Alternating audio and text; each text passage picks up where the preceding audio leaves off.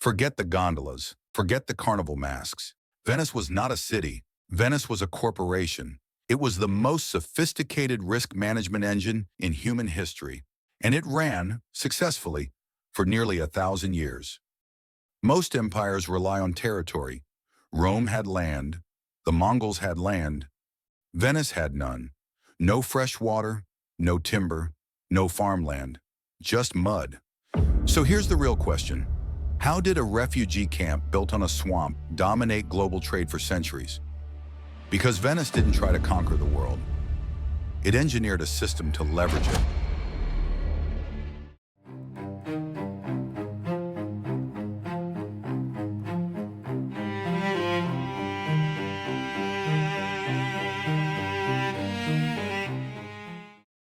To understand Venice, you have to look at its balance sheet.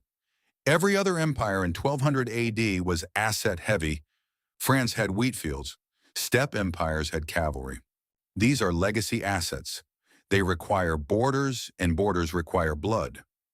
Venice looked at the map and saw a different math.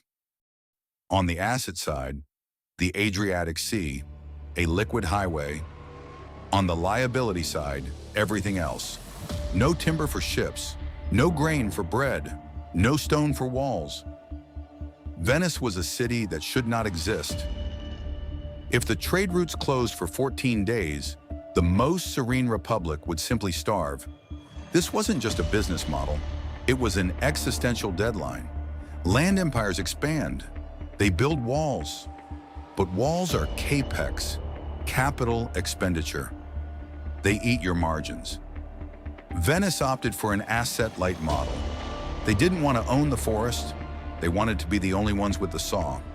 They didn't want to grow the pepper. They wanted to be the only scale that weighed. They didn't conquer territory. They conquered the in-between. The most profitable position in any network is not the node. It's the link.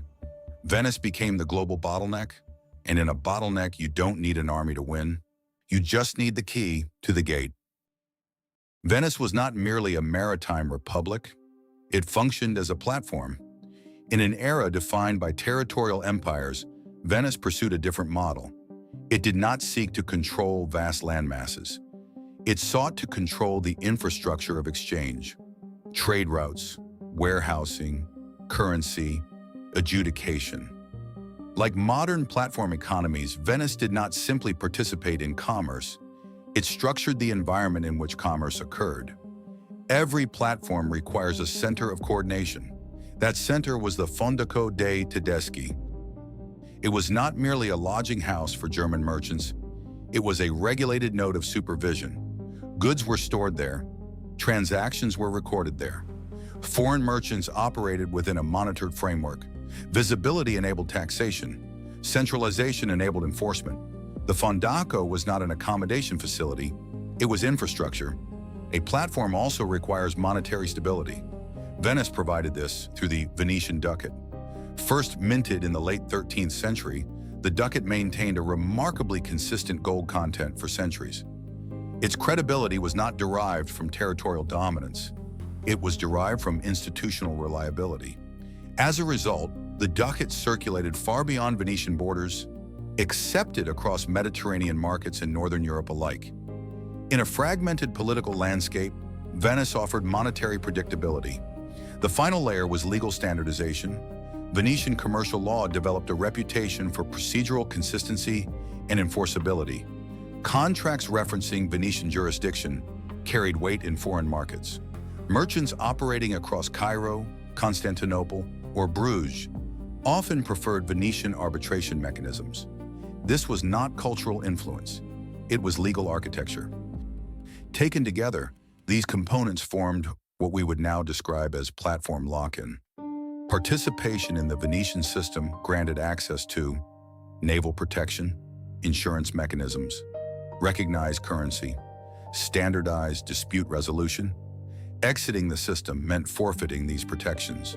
The cost of switching was not symbolic, it was economic.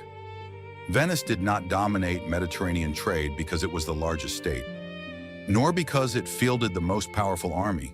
It dominated because it became the standard. In a world of competing polities, Venice positioned itself not as a participant in trade, but as the framework through which trade was conducted.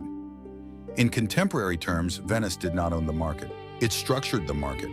And in any system where one actor defines a structure, that actor holds disproportionate power. Venice was not simply a city-state, it was a platform state. And for centuries, the platform defined the rules of exchange. How does a company that defines the platform stop defining the future? Strong platforms do not collapse. They become misaligned. For centuries, Venice engineered stability into chaos. Naval protection reduced volatility. Standardized law reduced friction. Reliable currency reduced uncertainty. It did not control territory, it controlled coordination. But platforms are optimized for environments, and environments change. In 1498, when Portuguese fleets reached India by rounding Africa, the geometry of trade shifted. Mediterranean intermediation was no longer mandatory. The Atlantic became the new axis of exchange. Venice had perfected a system built on choke points. The Adriatic, the Levant, Constantinople. Oceanic trade bypassed them entirely. The platform still functioned. The institutions still worked. The currency still held credibility, but it was calibrated for the wrong map. At the same time, a new financial architecture emerged. The Dutch and the English did not merely trade. They securitized risk. They distributed ownership. They scaled capital globally. Venice coordinated merchants. The Atlantic powers coordinated investors. Scale changed. And when scale changes, standards migrate. Venice defended its Mediterranean model. It refined it, it protected it, but it did not redesign it. And in systems theory, the moment you stop defining the structure, you begin operating inside someone else's. Venice did not fall because it was weak. It declined because it was optimized. Optimized for a topology that disappeared. For centuries, it defined the grid. Then the grid moved. And when the grid moves, power follows.